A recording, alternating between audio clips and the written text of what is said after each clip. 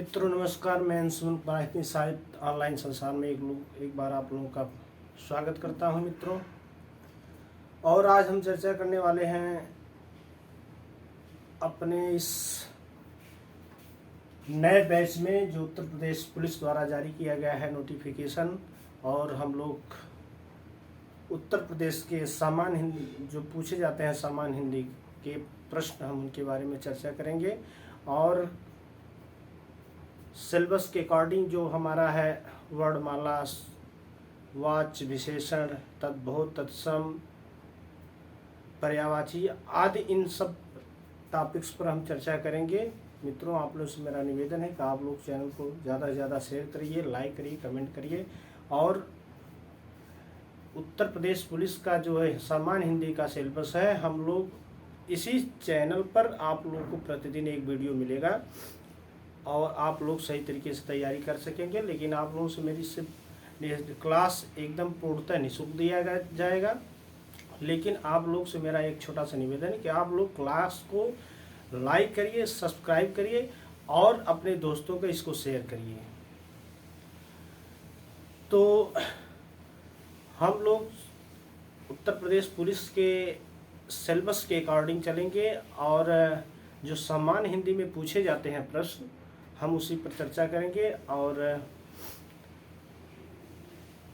पहले चरण में हम लोग वर्णमाला के विषय में चर्चा करेंगे। आइए थोड़ा सा हम जान लेते हैं कि हमारा जो है कि वर्ण का स्वरूप कैसे बना। वर्ण का स्वरूप के बारे में हम थोड़ा सा जान जाते हैं। इसके बाद हम वर्णमाला पढ़ेंगे, स्वर व्यंजन पढ़ेंगे। इसके बाद उसमें अपना अल्पप्राण, घोष, अघोष, इन सब सारी चीज़ों पर चर्चा करेंगे। तो आइए हेडिंग डालते हैं वर्ण का स्वरूप।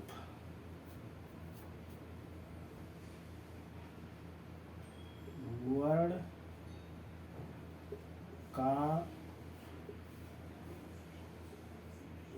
का स्वरूप।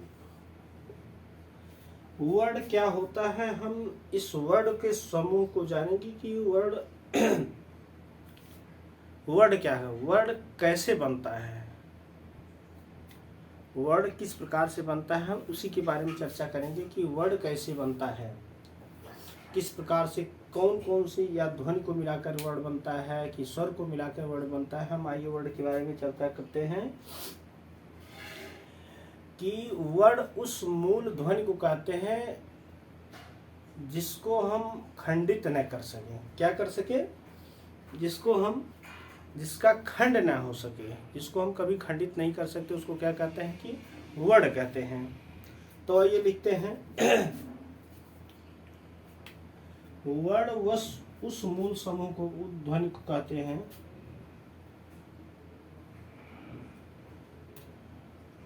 वर्ण उस मूल ध्वनि को कहते हैं, ध्वनि को कहते हैं जिसको हम जिसका खंड ना हो, जिसका खंड न हो। कि वर्ण उस मूल ध्वनि को कहते हैं जिसका खंड न हो। वर्ण उस ध्वनि को कहते हैं, किसको? ध्वनि को कहते हैं जिसको हम खंडित नहीं कर सके या जिसका खंडन न हो, उसको क्या कहते हैं? वर्ण कहते हैं। कि जैसे आ हो गया अपना, और ई हो गया, अ ई हो गया, व च का हो गया, व हो गया, च हो गया, क इत्यादि। जैसे पानी शब्द की दो ध्वनियां होती हैं। जैसे पानी शब्द की दो ध्वनियां होती हैं, जैसे पा धन नी, यानी पानी। जैसे प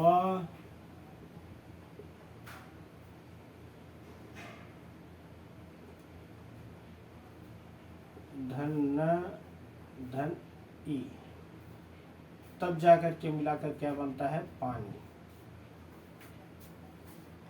लेकिन आ को कैसे हम क्या करेंगे, इनके भी चार खंड है, जैसे इनके भी चार खंड है, पानी को हम कितने, 1 2 3 4, इसके चार खंड हो गए, अ ई व च क, और पानी के कितने हो गए, चार खंड हो गए। तो इसलिए ये मूल ध्वनियां वर्ण या अक्षर के संक्षेप में होती हैं। तो भी आइए इसी के बारे में थोड़ा देखते हैं।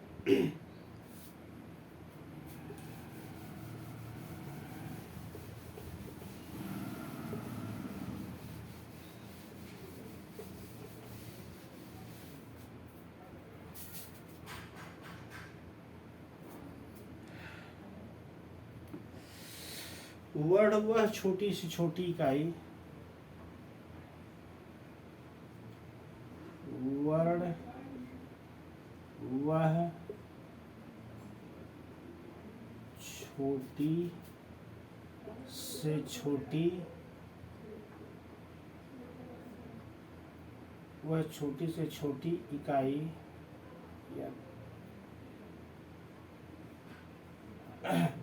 वर्ण वह इकाई, छोटी से छोटी ध्वनि, छोटी से छोटी ध्वनि, वर्ण वह छोटी से छोटी ध्वनि जिसको हम जो कान का विषय, जो कान का विषय एक छोटी इकाई है, क्या है, जो कान का विषय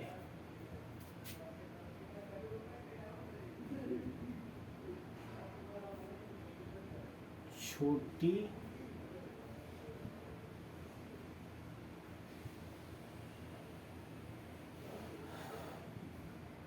इकाई है, क्या है, इकाई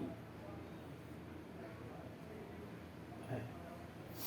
कि वर्ण वह छोटी से छोटी ध्वनि है जो कान का विषय छोटी इकाई है। इन्हीं इकाई को मिलाकर शब्द समूह बनता है। इन्हीं इकाई को मिलाकर शब्द समूह बनता है। शब्द समूह बनता है या शब्द समूह बनता है वह या वाक्यों की संरचना होती है तथा वाक्यों की संरचना होती है।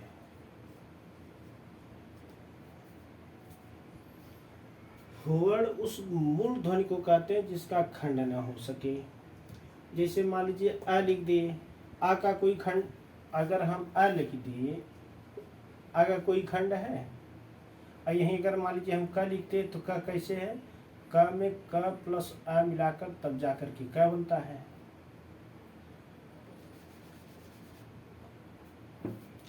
वाक्यों की संरचना होती है। ठीक है, अब आप लोग समझी गए होंगे कि वर्ण किसे कहते हैं। कि वर्ण वह छोटी छोटी इकाई होती है जिसका हम खंडन नहीं कर सकते हैं, और उन्हीं ध्वनि को यानी उसी ध्वनियों को मिलाकर एक शब्द समूह बनता है या वाक्यों की संरचना होती है।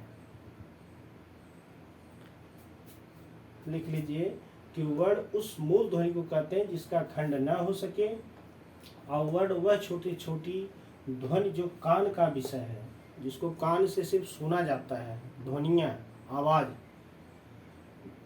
विषय छोटी छोटी के इन्हीं इकाई को मिलाकर के शब्द समूह बनता है तथा वाक्यों की क्या होती है, संरचना होती है। ये हो गया अपना का वर्ण का स्वरूप। चलिए आगे देखते हैं।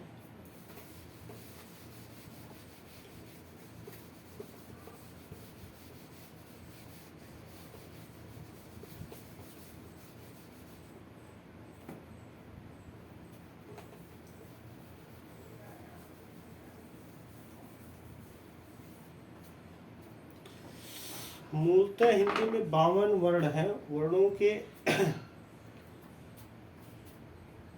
हिंदी में कितने वर्ण होते हैं?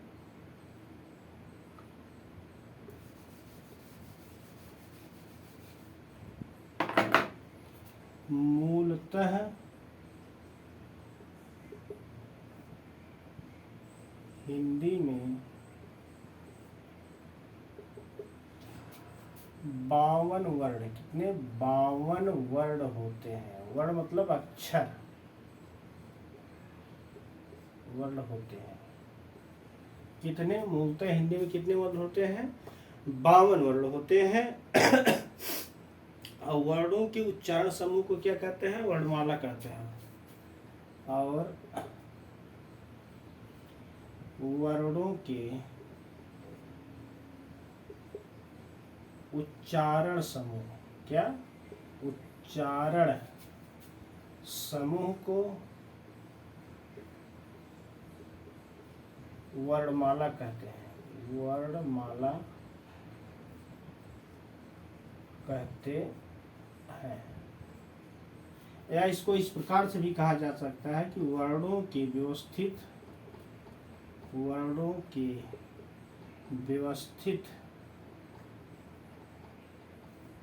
रूप को वर्णमाला कहते हैं।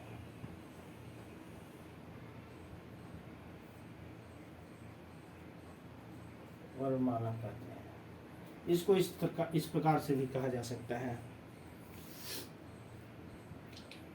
मूलतः हिंदी में 52 वर्ण होते हैं और वर्णों के उच्चारण समूह को, उच्चारण जैसे वर्णों का उच्चारण, जैसे उच्चारण स्थान होता है ना कि वर्णों के किस प्रकार से हम उच्चारित करते हैं, बोलते हैं, पुकारते हैं, तो वर्णों के उच्चारण समूह को वर्णमाला कहते हैं। और जब उसका उच्चारण करेंगे तो शब्द समूह बना करके या वाक्यों में उसका हम जो है कि उच्चारण करते हैं। तो आइए देखते हैं।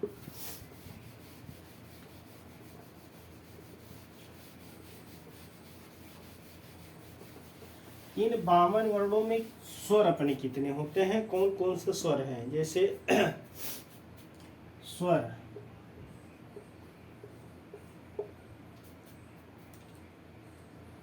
अ, आ, ई, उ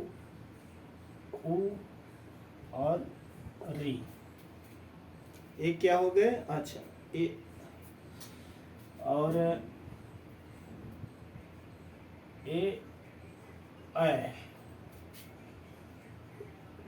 ओ, औ। ये अपने क्या हुए? स्वर हो गए। ये अपने उस 52 वर्णों में क्या हो गए?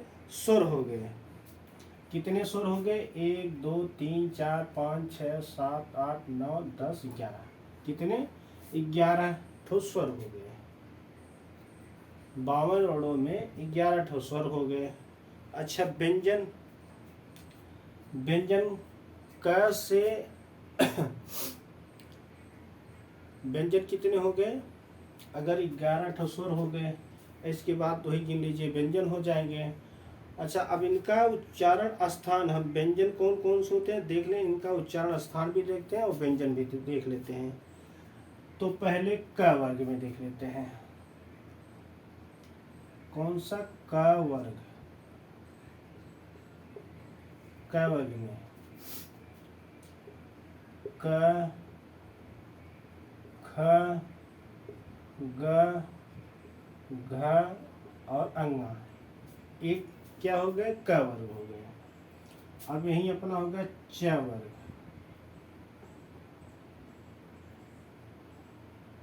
च वर्ग, च, छ, ज, झ, इया। च वर्ग हो गया। छ छ ज इया। अब यही हो गया ट वर्ग। कौन सा? ट वर्ग। ट,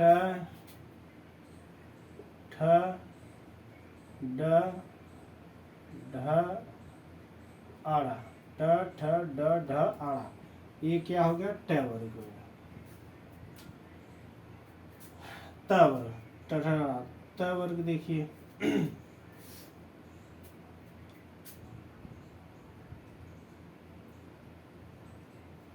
त वर्ग, त थ द ध न, त वर्ग हो गया। यानी क वर्ग, च वर्ग, ट वर्ग, त वर्ग। अब हो गया तथा न, अब प वर्ग, प वर्ग हो गया। प फ ब भ और म, ये अपना क्या हो गया? प वर्ग हो गया। अब इनका ये उच्चारण स्थान है, उच्चारण स्थान है क वर्ग। ठीक, जान लीजिएगा,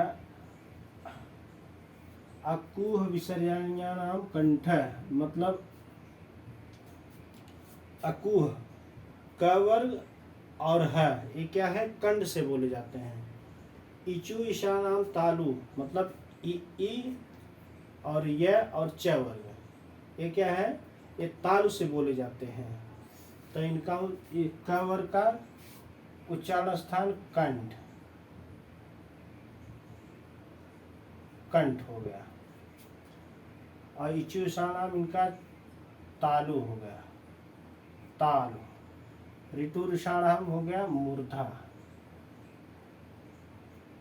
मूर्धा हो गया। और ऋतु ऋषाणाम मूर्धा, ऋतु ऋषाणाम दंत, दंत। और मध्य नाम ओष्ठव, और इनका उच्चारण स्थान ओष्ठ हो गया, ओष्ठ हो गया। यही अपने, और इनको क्या कहा जाता है? ये सब स्पर्श, मतलब इस किसकी कैटेगरी में आते हैं? ये सब स्पर्श व्यंजन की कैटेगरी में आते हैं। क से लेकर के म तक ये सब स्पर्श व्यंजन की श्रेणी में आते हैं। क वर्ग को हम कंठ से बोलते हैं, च वर्ग को हम ताल से बोलते हैं, ट वर्ग को हम मूर्धा से बोलते हैं, और त वर्ग को दंत से बोलते हैं, और प वर्ग को वष्ट से बोलते हैं। ये अपना स्वर हो गया।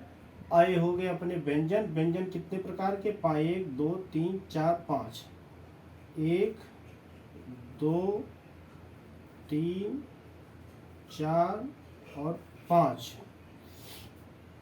तो अपना क वर्ग हो गया, च वर्ग, ट वर्ग, त वर्ग और प वर्ग। ये अपना स्वर और व्यंजन है। और अब इसी में लिख लीजिए इसको,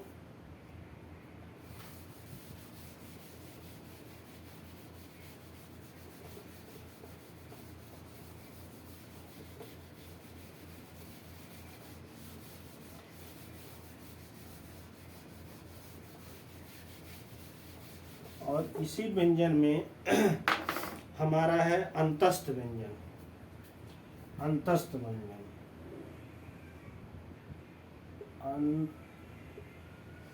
अंतस्थ व्यंजन। अंतस्थ व्यंजन कौन होते हैं? य, र, ल और व। अंतस्थ व्यंजन कौन होते हैं? य, र, ल, व। और इसके बाद ऊष्म व्यंजन। अंतस्थ व्यंजन के बाद कौन से? ऊष्म व्यंजन। ऊष्म व्यंजन, ऊष्म व्यंजन कौन से हैं? स, ख, स और ह। ये कौन से हो गए? ऊष्म व्यंजन हो गए। अब संयुक्त व्यंजन।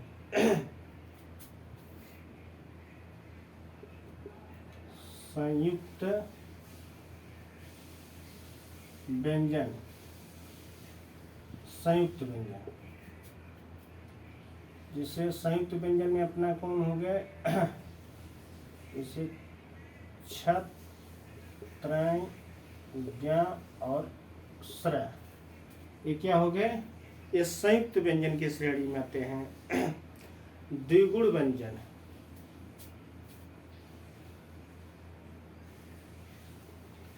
द्विगुण व्यंजन, द्विगुण व्यंजन कौन से हैं? अड़ और अढ़, ये द्विगुण व्यंजन में आते हैं। अब बचे अपने अनुस्वार और विसर्ग। अनुस्वार, इसको क्या कहते हैं? जो इसको अनुस्वार कहते हैं। और विसर्ग किसको कहते हैं? विसर्ग, ये जो लास्ट में इसे दिखाया जाता है उसको क्या कहते हैं? विसर्ग कहते हैं। ये हो गया अनुस्वार, ये हो गया विसर्ग। यही अपना वर्णमाला है। यही क्या है? वर्णमाला हो गया। अंतस्थ व्यंजन, वर्ण कितने प्रकार के होते हैं? कुल वर्ण कितनी संख्या होती है? 52 होते हैं, जिसमें 11 स्वर होते हैं, बाकी सब व्यंजन होते हैं। और उसके बाद अंतस्थ, उसको उनका उच्चारण स्थान का वर्ग, चा वर्ग, टा वर्ग, ता वर्ग, पा वर्ग। और अंतस्थ व्यंजन या अलावा अंतस्थ व्यंजन की श्रेणी में आते हैं। उस व्यंजन सखा सहा उस व्यंजन की श्रेणी में आते हैं। संयुक्त व्यंजन छत्र, ज्ञ, स्र, ये संयुक्त व्यंजन के। और द्विगुण व्यंजन में ड, ढ क्या होते हैं? संयुक्त व्यंजन की श्रेणी में आते हैं अनुस्वार और विसर्ग। ठीक है, चलिए स्वर किसे कहते हैं उस चर्चा करेंगे।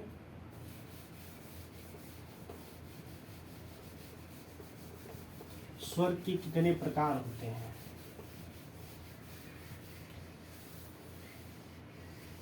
स्वर किसे कहते हैं?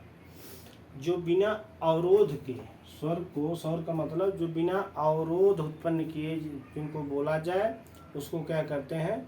स्वर कहते हैं। कि स्वर को बिना अवरोध, मतलब जिनको बोलने में कोई अवरोध उत्पन्न न हो, उसको हम क्या कहते हैं? स्वर कहते हैं।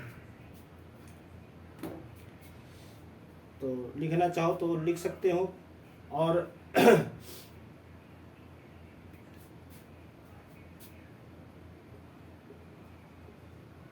स्वर जिनका उच्चारण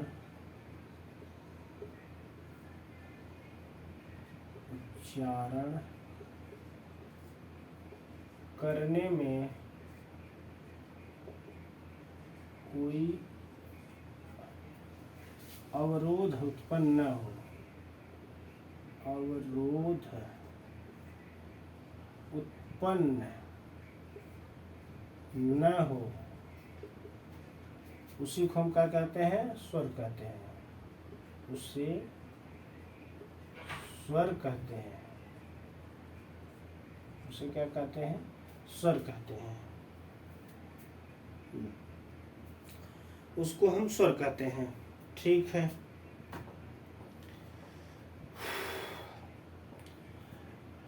इनके उच्चारण में किसी भी स्वर की या व्यंजन की आवश्यकता क्या होती है? नहीं होती है इनके उच्चारण में। जिसके स्वरों के, जिसे मान लीजिए आ क्या है? स्वर है। अब आ का उच्चारण करने में हम अगर आ हम बोल दिए तो आ का उच्चारण करने में हम किसी स्वर की आवश्यकता हो रही है? नहीं।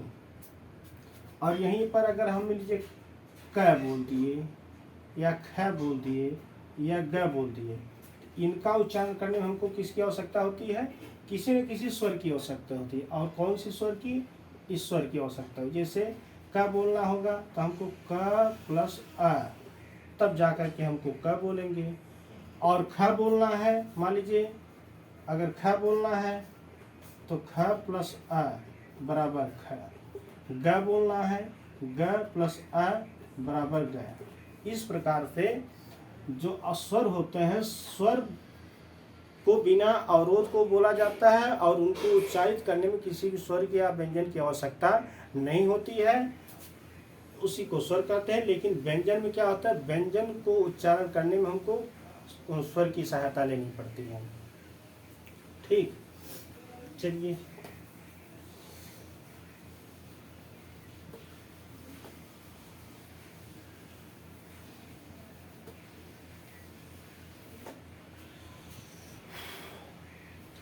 स्वर कितने प्रकार के होते हैं? स्वर 3 प्रकार के होते हैं, हर्ष स्वर, दीर्घ स्वर और प्लुत स्वर। हर्ष स्वर किसको कहते हैं? कि जिनको बोलने में हमको क्या होता है, किसी भी कम समय लगता है, यानी स्वर हर्ष स्वर को मतलब हमको बोलने में कम समय लगता है, या बिना अवरोध का हम उसको बोल सकते हैं। स्वर कितने प्रकार के होते हैं? 3 प्रकार के। स्वर 3 प्रकार के होते हैं। कितने? 3 प्रकार के होते हैं। कौन कौन से? पहला हो गया हर्ष स्वर,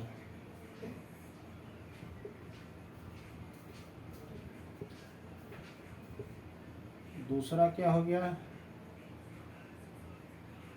दीर्घ स्वर, और तीसरा क्या हो गया? प्लुत स्वर। ये क्या हो गया? ये स्वर के प्रकार हैं। ये क्या है? स्वर के प्रकार हैं। स्वर कितने प्रकार के होते हैं? 3 प्रकार के होते हैं, हर्ष स्वर, दीर्घ स्वर और प्लुत स्वर।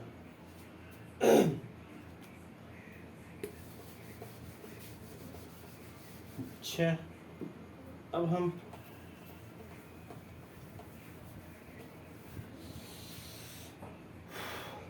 हर्ष स्वर के बारे में चर्चा कर लेते हैं। कौन? हर्ष स्वर।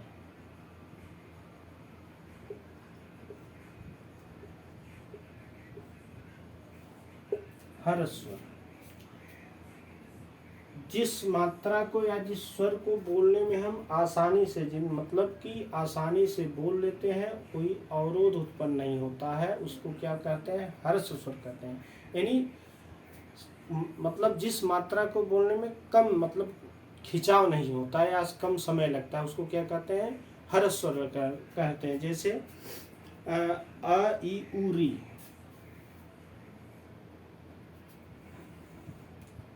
हर्ष स्वर कौन कौन होते हैं? अ, ई और री। ये क्या हो गए? अपने हर्ष स्वर होते हैं। ऊ भी लिख दीजिए यहाँ, अ ई उ और री, हर्ष स्वर। इनको हम बोलते हैं, इसे बोल लिए हम अ, आसानी से बोल दिए अ, कितने आसानी से हम बोल ले रहे हैं। अगर यही हम कहें आ, तो क्या होगा? खिंचाव होगा, और हमको जो है कि अ से दुगना हमको बल लगाना पड़ेगा। आप समझ रहे हैं ना? जैसे अगर हमको अ कहना हो तो बहुत आसानी से हम अ कह लेंगे, लेकिन अगर यही हमको आ कहना पड़े तो हमारे अंदर एक खिंचाव होता है, अंतान हो रहा है, खिंचाव हो रहा है, तो उसको हम बल देना पड़ रहा है, मतलब अ से दुगना बल देना पड़ रहा है आ कहने में। तो ये हो गया अपना हर्ष स्वर। और दीर्घ स्वर, दीर्घ स्वर, दीर्घ स्वर में जैसे आ, ई, उ, ये अपना क्या हो गया? ये हो गया दीर्घ स्वर। अब इन आ ई उ, इसको बोलने में हमको क्या? इससे दुगनी मात्रा मतलब दुगना बल लगाना पड़ रहा है। यानी कि इस अ को बोलने में, इस मतलब इस अ को बोलने में इस अ से हमको क्या होता है? हो रहा है दुगना बल लगाना पड़ रहा है।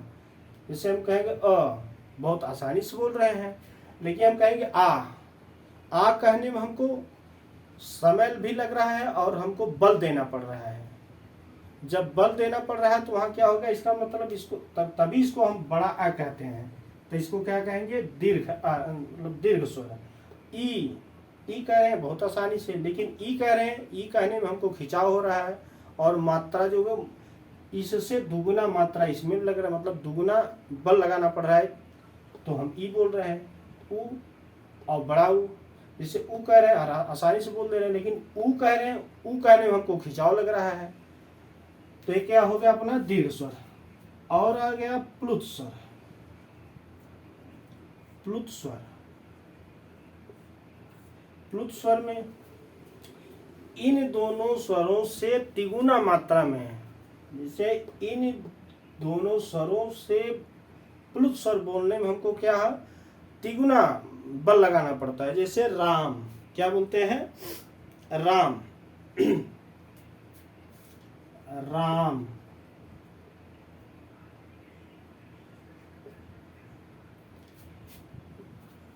अब इन दोनों स्वरों को मतलब राम को बोलने में इन दोनों स्वरों से ज्यादा हमको मेहनत लगाना पड़ रहा है, तब जाकर के हम राम करें। जैसे राम, जैसे ध्वनि क्या हो रही है, राम राम हम बोलते हैं तो हमारी क्या है, ध्वनि जैसे तिगुना हो रही है। जैसे बोले आ, राम, राम बोलने में हमारी जो है क्या है, तिगुना ध्वनि, हमको तिगुना बल लगाना पड़ रहा है, तब जाकर के हम राम बोल पा रहे हैं।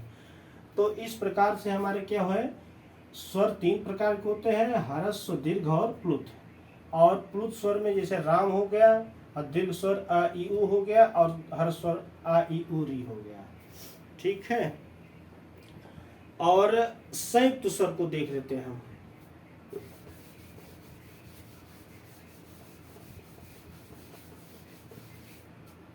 संयुक्त स्वर,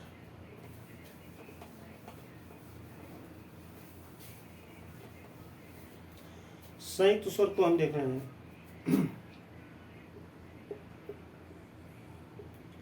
संयुक्त स्वर ए ऐ ओ औ, ए ऐ ओ औ, ये क्या हो गए, ये संयुक्त स्वर हो गए। अब कुछ लोग ली को भी मूल स्वर गिनते हैं, लेकिन हिंदी में इनका प्रयोग नहीं होता है। ये अपना संयुक्त स्वर हो गया।